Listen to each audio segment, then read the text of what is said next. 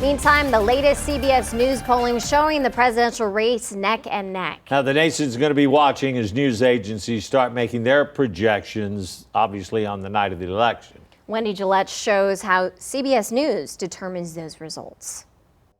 We start with our exit polls. CBS News Executive Director of Elections and Surveys Anthony Salvanto says the polls are the first indication of how a race is unfolding, followed by county votes. What we do at the data desk is we look for patterns in the vote. The 2020 presidential race in Wisconsin serves as an example, with blue arrows showing shifts to President Biden and red arrows demonstrating shifts to former President Donald Trump. If we see consistent patterns in those vote shifts, then our models can start to point to the idea that the state is heading in one direction or another. Turnout is also an important factor in making decisions. The higher bars represent more voters. We look at whether there is turnout in each and every one of these counties that's sufficient for a candidate to make a margin that could give them or add to a statewide lead. Decisions also depend on when counties report results. 4 years ago, this is what it looked like 3 hours after the polls closed in Pennsylvania. We still didn't see a lot from